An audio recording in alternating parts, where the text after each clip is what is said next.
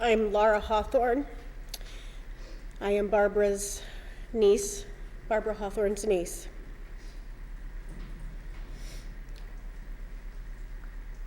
On February 20th, 2016, the Hawthorne family's lives changed forever. Our lives were left shattered. The death of a loved one is a terrible thing to go through. But the death of a loved one that is killed on purpose for no logical reason is even worse. Even after the funerals, we were left feeling ill at ease with no peace because the monster that did this was claiming to be not guilty. That February night, he threw a pebble into a still lake, one of peace and calm. And the ripples of that pebble are still felt in every direction and far-reaching. The ripples that were felt on the surface and displaced everything that isn't visible. He may have taken 6 lives, but he destroyed countless others. Barbara Hawthorne was my much beloved aunt. She wasn't just an aunt. She was my close confidant, my pillar of strength, a life guide, and she was the voice of reason in a crazy and unjust world. When I think of her, I think of love and peace and kindness, patience, generosity, fairness, a moral compass, perhaps a light in a sometimes dark and unkind world. She could make you feel like you were the only person in a room with 1,000 people, listening and hanging on your every word. She had a wisdom and an insight that I often sought, along with countless others. Until the end of her life, she strove to be the best version of herself. She had quirky elements about her, like her collecting pretty much anything. Her love of education was infectious. She donated books to my classroom and fostered a love of learning and love of reading in me, my cousins, and their children. She loved to play games of strategy, cards, Scrabble, and she hated to lose. Her sense of humor was unique, sarcasm, jokes, and giggling. She gave me the love of the family and love of tradition. Family tree research has helped us both see the past and how we were somehow part of a larger sense of the world. And her friends, my goodness, Barbara had friends everywhere. She belonged to so many groups. So many people continued to grieve for her today. And she shared those friends with me. And 2 of those beautiful souls, Judy and Mary Jo, were very, very dear people. And Abby, that beautiful child, her life was just beginning. And so while that pebble may have settled, those ripples that I mentioned earlier,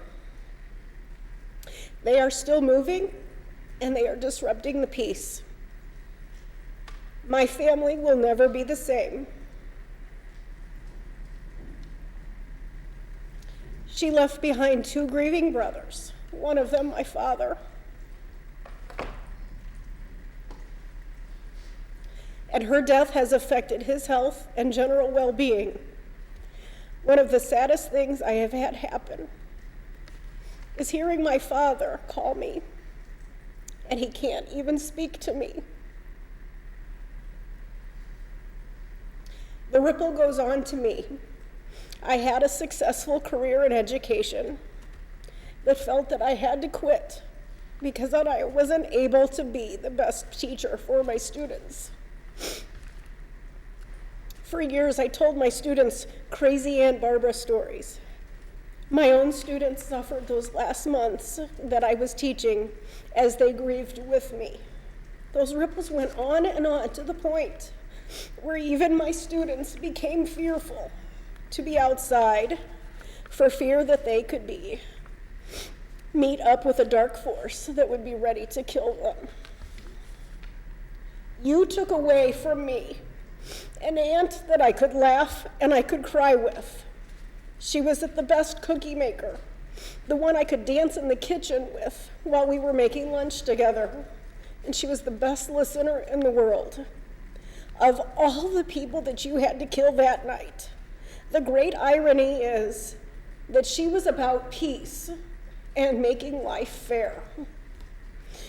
She spent her young adult years working with undereducated adults and literacy programs. She marched for civil rights in the 60s. She was anti-war and pro-peace.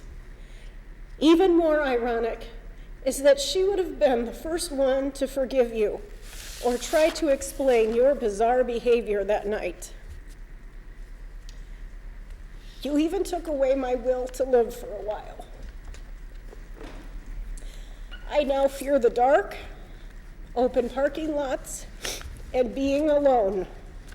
And for a long time, I wanted to know why. Why her? Why those ladies? Why the others? Why? Just why? And the truth of the matter is, there is no explanation that you can ever give, even if it is the honest-to-God truth. There is no explanation that would ever explain to me or to anyone else with any amount of satisfaction. I suspect that your whole life you were a nothing, a little man with little to offer the world. And having a weapon in your hand that night, gunning down innocent people, somehow made you feel big and powerful and strong. And now look at you. You are nothing but very ugly and dark. You have nothing to give this world. You are nothing. Every time your name comes up or your face is on TV, you are a constant reminder of all that is ugly and evil in this world. You no longer matter to me. I won't give you one more thought if I can help it after today. You are nothing but darkness. And I don't care what happens to you, except be locked away until the end of your very dark life. And those ripples that you created, they still continue. You have changed the course of many lives. And my family and I will go on missing and loving Barbara every single day.